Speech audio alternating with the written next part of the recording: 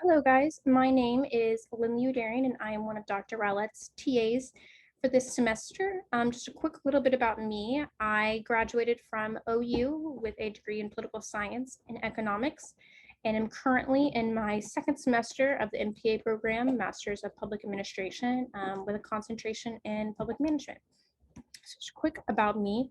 So today, Joy and I will be talking to you guys about political participation and voting and kind of what that looks like and kind of how we got to where we are and different ways for you guys to get involved. So I will kind of start us off with political participation. So just kind of a brief history, kind of where we got to where we are and how political participation has been incorporated into our government and into our democracy. So when the founding fathers were creating our new constitution and new form of governments, they wanted no system that showed parallels to the tyranny of the king, wanted no one overarching ruling power maker or power decision maker or ruling power, wanted a more representative form of government that gives power to the people and kind of incorporates the system of checks and balances. So again, kind of creating a safeguard to tyranny. There are two forms of democracy, direct democracy and indirect democracy. With a direct democracy, citizens participate directly in government affairs to determine the laws and policy by which they are governed. So average citizens have the power to create laws and policies, propose changes to the Constitution, propose referendums on any laws that have been voted on. Switzerland is a country that operates under a direct democracy, so citizens have the power to do things as I just mentioned. But our founding fathers felt that this system, they didn't want to operate under this system as they felt average citizens didn't have quite the knowledge or the ability, or didn't want them to have the responsibility to make such powerful decisions or national decisions that affect average citizens. They wanted to put people in those positions who have more expertise and knowledge on how to run government, and how to create expertise in different policy areas, who are more knowledgeable and could create a more effective system. So the United States, we have an indirect democracy, also known as a representative democracy. There's the reliance on elections by citizens, just like representatives who are empowered to create laws and policies on their behalf. So power is still given to the people in an indirect democracy, but it is through elected officials by voting. Now, while voting is the most common form of participation, political participation in different ways to be civically engaged go far beyond just voting. So quick definition for you guys. What is political participation? Activities of citizens that attempt to influence the structure of government, the selection of government officials, or the policies of government. One of the most appealing aspects to American culture is that we have the power to use our voice to implement change and start movements across the nation. Through indirect democracy, it is our ability. We have the ability to do so through elected officials, but again, also goes far beyond voting. Many different ways to get to politically participate and get involved with government. So there are two different forms of political participation, kind of known as conventional and unconventional, or kind of how scholars have distinguished the two different forms. Unconventional, relatively uncommon behavior that challenges or defines government channels or the dominant culture. So for example, things like protests, strikes, spray painting, chanting slogans, things like that. Now, while on the other hand, conventional is known as relatively routine behavior that uses the channels of representative government. So again, voting, working on campaigns, donating to campaigns, local volunteering. But with that, that is not saying that one is better than the other, one is right, one is wrong, one is more effective than the other. This is just kind of how scholars have studied and distinguished political participation. For example, protest is kind of labeled as unconventional, but as we saw last summer with BLM protests, kind of the spark that led to and the change and the conversations that had because of citizens coming together, speaking on behalf of these issues. And we've seen the effects that has had on our nation.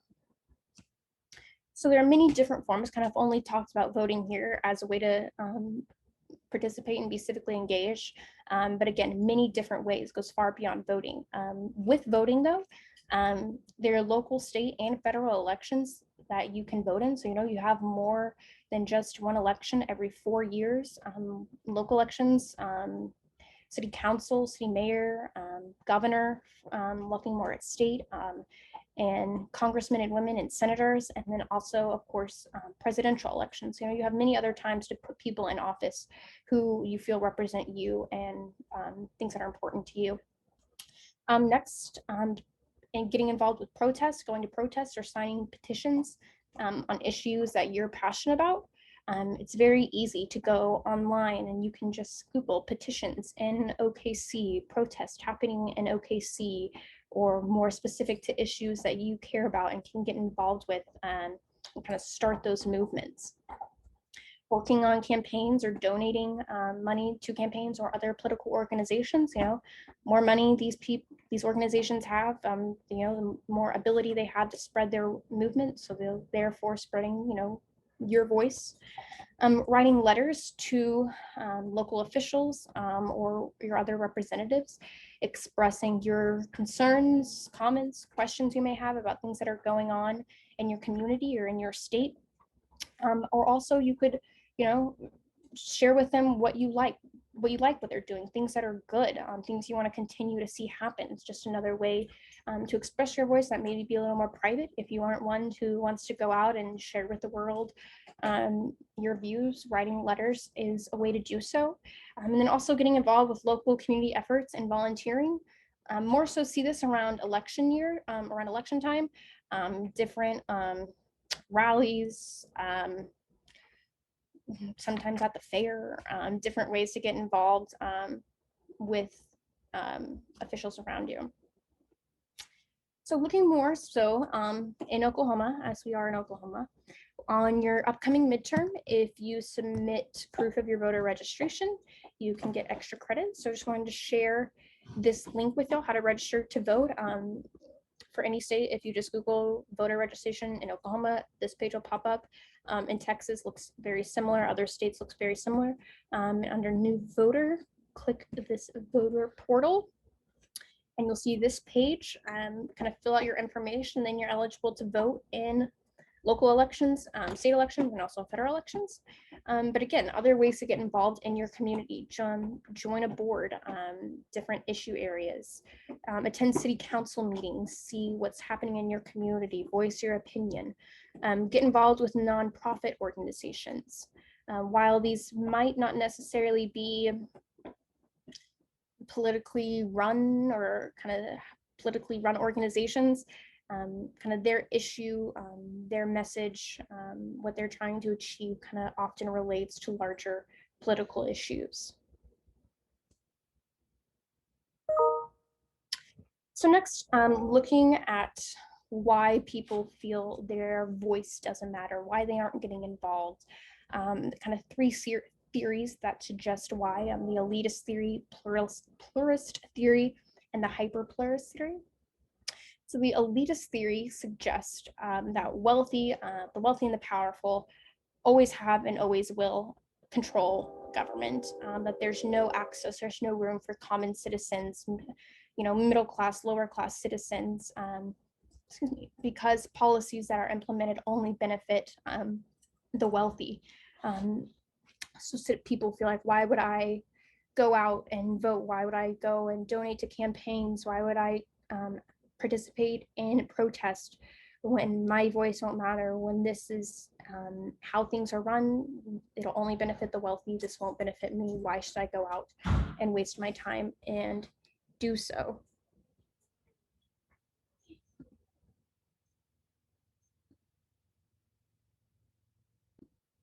About that. Next, looking at the pluralist theory, this is a little more optimistic theory, but again suggests that there's no room for citizens' voices. This theory suggests that large think tanks, religious organizations, or interest groups, for example, NRA, Christian Coalition, NAACP, or the AARP, not necessarily with these given examples, but that larger organizations who share common values will they're the ones who have power. They're the ones who will push policy. They have the power to push policy. They have the money to push policy. But again, this series is a little more optimistic and suggests that they will promote positive policy. So again, feel why would I go out and waste my time? Why would I go out and do different activities when there's kind of people out there who will do it for me, so to speak. In contrast to that, the hyperpluralist theory, a little more pessimistic view, again suggests that these think tanks and religious organizations and interest groups with opposing ideas, that their power, it doesn't promote positive policy, but negative outcomes, negative policies, because they'll only push for policies that their constituents agree with, or that there's a possibility to create gridlock with these two powerful, wealthy organizations kind of pushing against each other, creates opportunity for gridlock. Nothing can get done. So again, suggesting that idea of why would I go out and politically participate when there's other organizations who kind of take care of that for me. So this kind of leads into the free rider problem and the tragedy of the commons. The free rider problem, kind of give an example here. This is a more economically used term. This theory, so let's say you have a Republican candidate and you have a Democratic candidate running, and you don't go out and vote because of maybe a reason or any reason that is suggested in these three different theories. Say Democrat candidate wins and she implements policies that are positive and change and issues you agree on and policies you agree with. You didn't contribute, you didn't go on politically participate, but yet you're still benefiting from others who contributed. Now, while on the other hand, tragedy of the commons kind of suggests the opposite. Republican Democrat candidate are running, a Democrat candidate wins, and he or she implements policies that cause negative consequences, things you don't agree with. And therefore, you're kind of dealing with the consequences because you didn't go out and participate. You felt your voice didn't matter because of these theories. And you don't want to fall under either of these. You don't want to be a free rider who's benefiting from positive policies, and you don't want to fall under tragedy of commons and suffering from consequences. You always, your voice matters, our opinions matter. This is what the founding fathers wanted in our democracy, people to have power and a voice, and you have the ability and many different opportunities to do so. You want to say, I contributed, I did my kind of held up my civic responsibility as an American citizen and contributed to government and the elected officials in office and policies that are being implemented. So kind of what are different pathways to participation and how can we increase participation? Obviously, with time and money, more money you have, maybe have the more ability to take time out of your day to go out and participate. People who have jobs, who have kids, go to school, sometimes there's not time for this. So making sure that you're incorporating, if you can, time to go out and do so. Knowledge and education. For some of you guys, this might be the first time you've taken a government class or kind of a more in-depth higher education level course that kind of goes more into detail of the system and how it works and what American government looks like. But also, so incorporating more of that in education, but also, educating yourself, doing the work yourself, researching candidates who are running, research different ways to be politically active. So, you have the ability to have, legit, your claims can be legit. People will take you more seriously the more you know, the more you have the ability to create more conversation. Also incorporating and volunteering in different service learning projects, youth groups, high school experiments, and college programs. On a college campus for us, there's many different organizations and clubs that you guys can join, and oftentimes different protests throughout the semesters that you guys can join, issues that you're passionate about, and help spread your movement across campus, even if that's just on a local level or kind of our small little campus level. The more you learn, the more you have the ability to teach others around you, who might take that further. You can take that further. And also being in military service, enlisting in military, American Corps, Peace Corps, going out and serving your country. While this might not be something that everyone can do, if this is a fit for you, going out and serving your country, way to stay politically active. So there are many different ways you guys can do so, and your voice does matter. Don't want you to ever feel like your voice doesn't matter, because it does. And I want you guys to make sure you're staying politically active and hopefully keeping yourself informed on what's going on. So with that, I will kind of let Joy take over and transition into voting, different voting laws, voter ideology, and I will turn it over to her.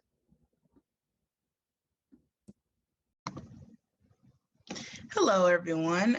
My name is Joy Rhodes. For those of you who do not know me, I'm a TA for this section. And hello to all of my students who are tuning in and watching. So this week, I have been able to prepare a lecture over voting for you guys, which is going to be in direct conjunction with political participation. So before I get into my lecture, I just want to cover a couple key terms that I think are going to help in you guys identifying certain words as we go along through this lecture. So the first term we have here is elections, right? And most of you guys have probably heard this term before, but it's the process of choosing someone for public office through voting. We then have the term felony, which is going to be applicable as we talk about barriers to election as we get on further into the lecture. But a felony is a crime regarded as more serious than a misdemeanor, usually punishable by a minimum sentence of imprisonment for more than 1 year. Again, typically comes in discussion as we talk about some of the barriers to being able to go vote as a citizen. The next term we have here is ballot, which is a device used to cast votes during the election that lists the possible candidates for each office. Here in parentheses, we see it says often on a piece of paper. And speaking from experience here in Oklahoma, it's definitely on a piece of paper. It looks similar to what you guys would think of as a Scantron, little bubble in, fill in type thing is kind of what that looks like. For those of you who don't know, or those of you who are not eligible to vote quite yet. Then we have the term candidate, which is simply just a person who has applied for and is running for public office. This is another term that's going to be more important as we work our way along through this when we talk about the different elections that are held. Next, we have the term suffrage, which is going to be defined as the right to vote in elections. Next, absentee voting / absentee ballots, which is the process of voting by which a voter who is unable to be physically present at the polls on election day can still complete and mail in a ballot prior to election day.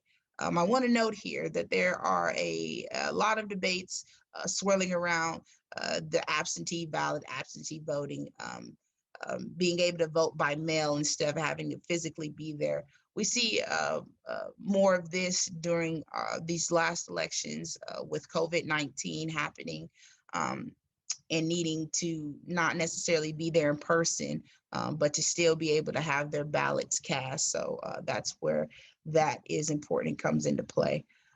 We then have the term going to the polls, which is more typically used as a phrase, right?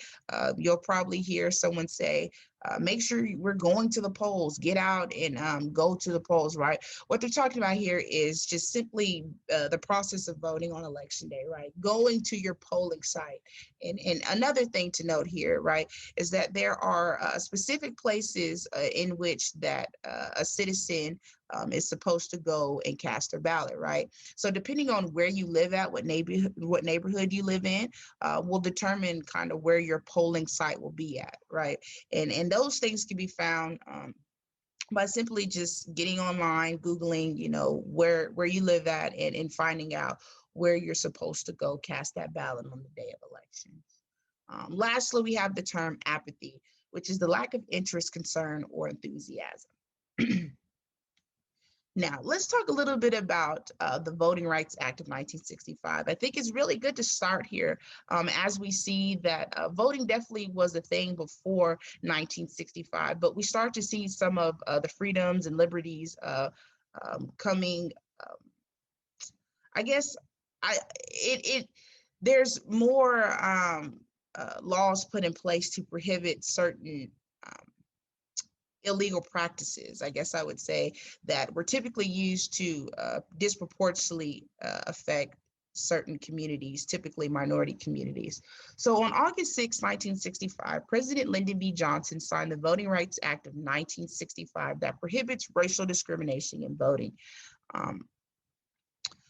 Really big thing to note here is that this act was signed 100 years after the Constitution granted Blacks the right to vote. So if you guys can remember a couple weeks back when we were talking about the Black Lives Matter and different things like that, African-American history and different things like that, what we see is that throughout history, there were a lot of discriminatory acts against this particular group of people. But it's interesting to note that they were granted the right to vote, but it wasn't until 100 years later that we start seeing more seeing things that were wrong to discriminate against this particular group of people being, I don't want to say abolished, but being prohibited, right? But these things consist of the poll taxes, literacy tests, and voter intimidation. And again, Professor Rowlett mentions this in her lectures a couple weeks back, right, about the literacy test and how difficult and challenging that was. That made it nearly impossible to be able to cast a ballot for even someone who was well versed in their state history and different things like that. We also see in our Constitution certain amendments when it comes to voting. The first one we want to talk about is the 15th Amendment, which is going to extend suffrage to African American men in 1870. If you guys remember back to those key terms, little buzzword here, suffrage, right? The right to vote, a process in which someone is able to vote. This extends to African American men again in 1870. The 19th Amendment extends the right to vote to women in 1919. And then we have the 26th Amendment, which is going to extend suffrage or the right to vote to people aged 18 to 20 years old by lowering the voting age from 21 to 18 in 1971, right? I know most of you guys are like, what? Yeah, I probably didn't know that, right? That at 18, you weren't able to vote until 1971. Now we're going to kind of transition into some laws that go along with voting, right? More specifically in the state of Oklahoma. And another thing to note here is that these voter identification laws are going to vary on a state by state basis, right? So what we do here in Oklahoma is not the same thing that they're going to be doing in Texas, California, so on and so forth when it comes to the voter identification laws. And what voter identification laws are going to do is be able to allow you as a voter to be able to prove your identity. That way we can uphold the legitimacy of the voting process. So according to Oklahoma, Oklahoma's proof of identity law, sometimes called the ID laws, right? The voter ID laws, was contained in State Question 746. This question appeared on the ballot in November 2nd, 2010 in the general elections, and it was approved by 74%, right? Majority of people approved this with the votes cast. Moving forward, the proof of identity law requires every voter who votes in person at the precinct polling place, right? That precinct polling place is what I was talking about during the key terms, right? The specific place that you as a citizen is going to go cast your ballot, which is going to differ depending on where you live at, right? But on the votes a person is going to cast their ballot, right, during early voting or at the county election board is supposed to show proof of identity before receiving their ballot.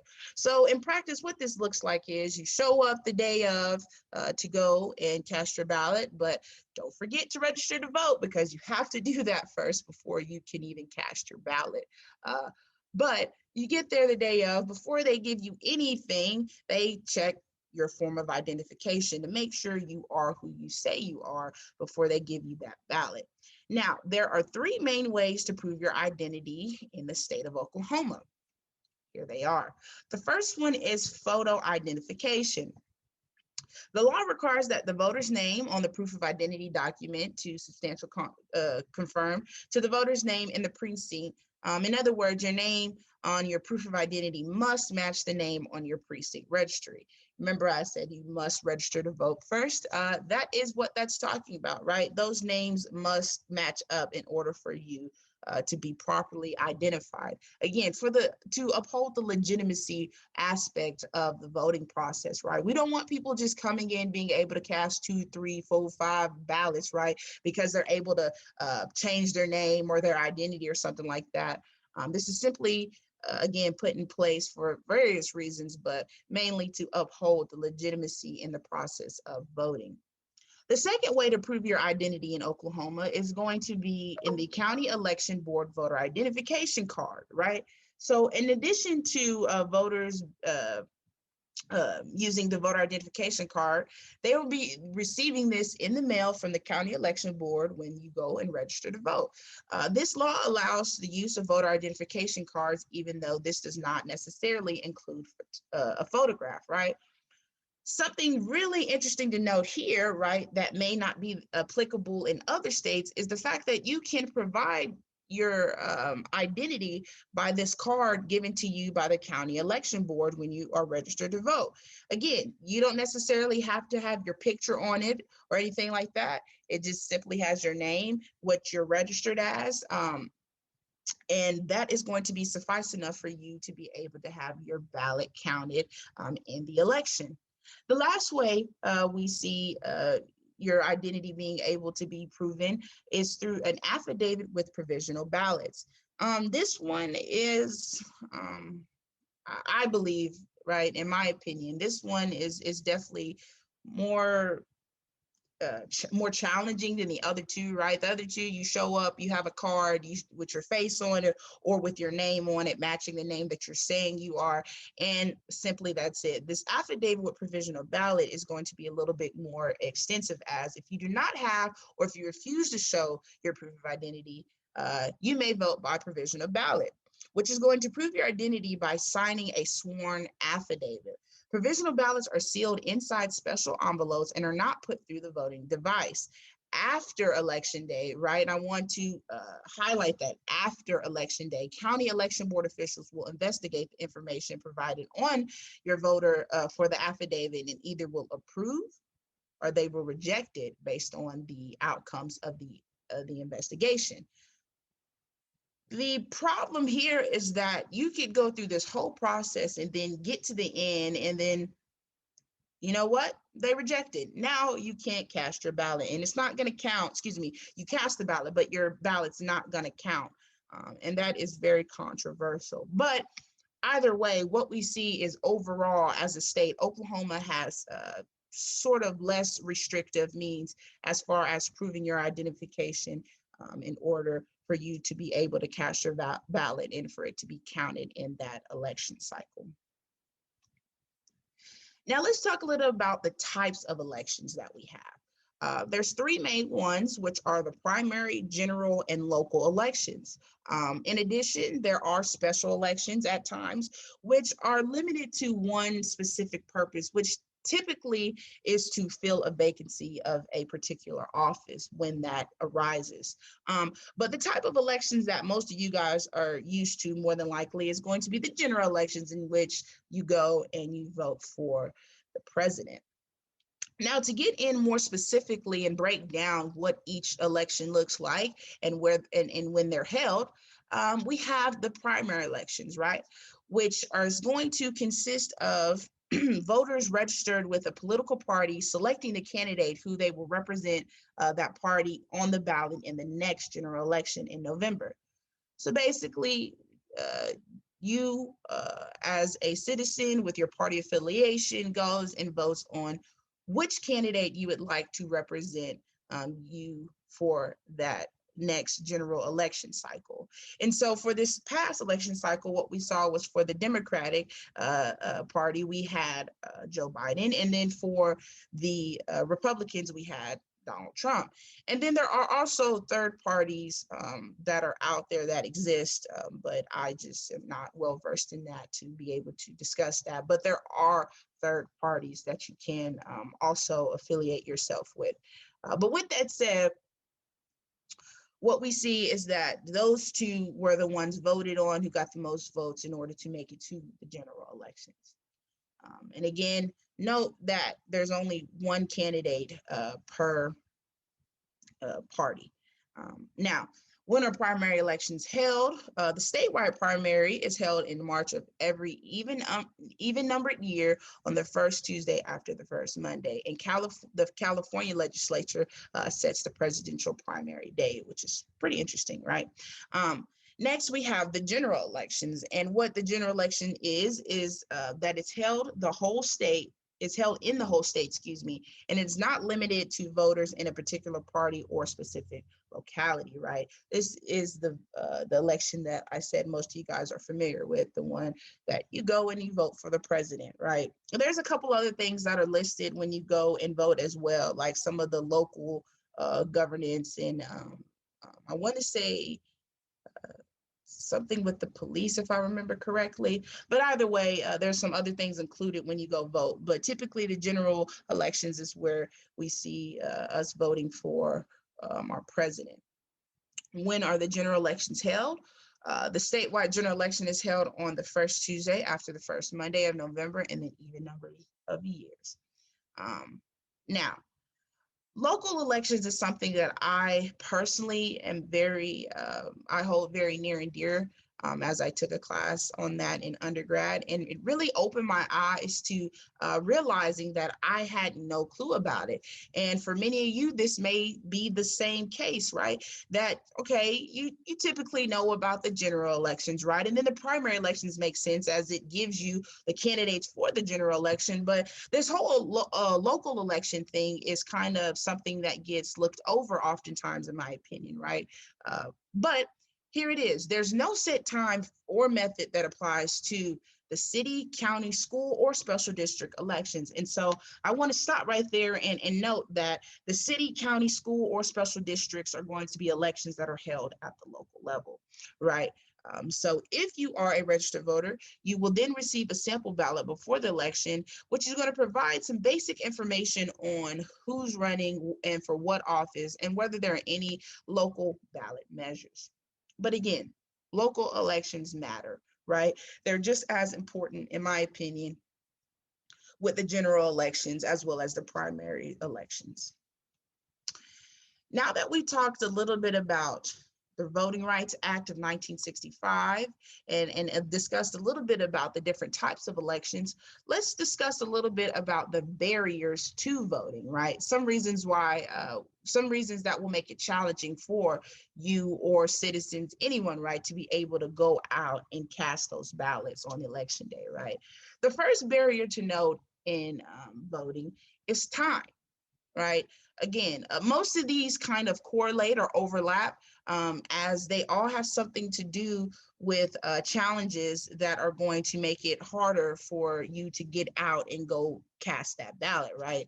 So the time aspect of being a barrier to voting really just talks about the day in which it's held on, right? It's really specific, like we just talked about in that last slide, when they're held and where they're held, but it's really specific. And so at times, if you have to go work, well, maybe you just don't have enough time to squeeze it in your day to go out and cast your ballot, but that was the only day that you could do it.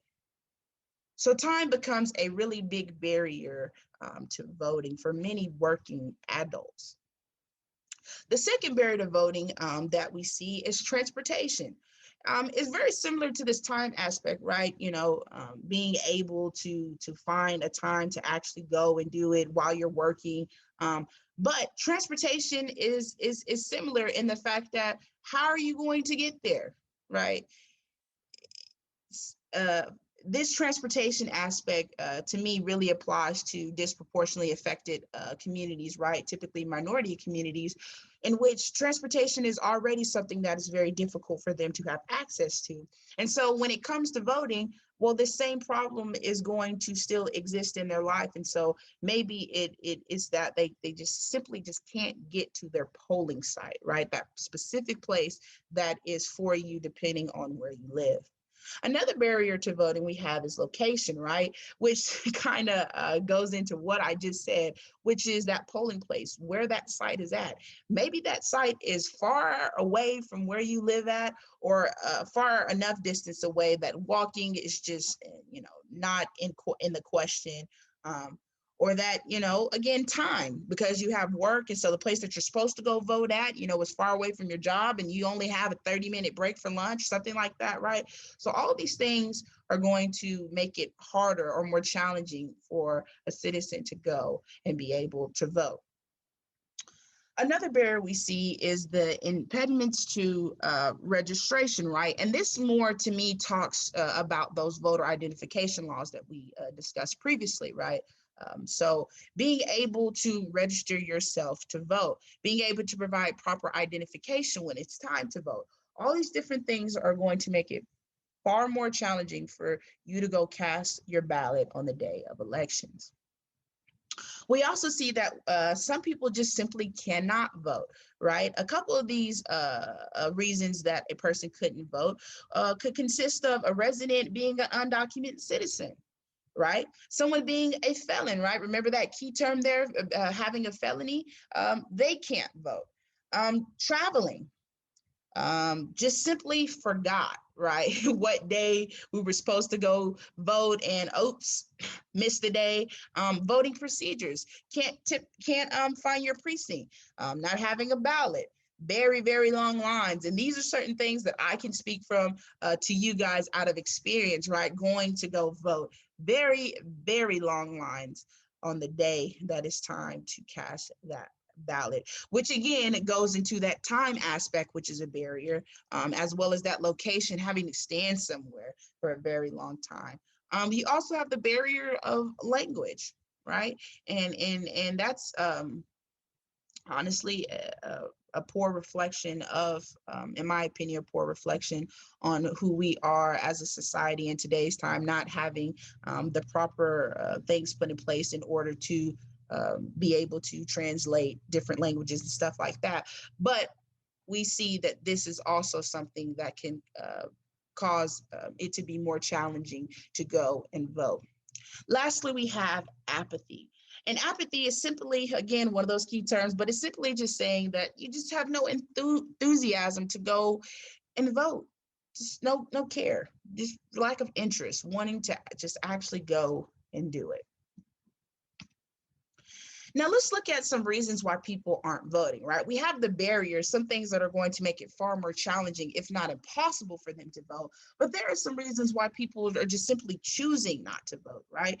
And the first one we're going to start with is apathy, right? Again, just simply lacking the enthusiasm or lacking the interest to go and actually cast that ballot. Because why? Right? Why am I going to do this? What voice do I really have here? Is it really going to matter that my one vote for this one candidate is really going to make a difference, right? Just lack of interest there. Another reason why people are not voting is interest in voting decreases as party competition decreases, right? So typically when we get to the general elections, all the fun stuff is kind of gone underway, right? The debates, the different things that come with running for the presidency, right? Campaigning and different things like that. That kind of decreases as we get closer to the general elections, and basically just making the final decision on who we want to be our president or whatever public office they're running for, right? And so as that competition decreases, the interest in voting decreases, because maybe it's just, simply it's not interesting anymore, right? You guys aren't arguing anymore. You guys aren't, making funny memes, jokes, different things like that. You're not talking about policy anymore. We're simply just trying to figure out who's going to win. And that can lead to the decrease in voting. We then also have ballot counting not being honest, which is a very, very high concern, right, when it comes to voting, right? Again, going back to that apathy aspect, thinking maybe my voice doesn't matter, my one vote is not going to make a difference, right?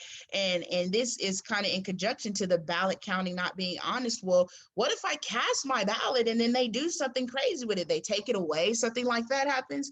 These are some of the reasons why people are simply just not choosing to go vote.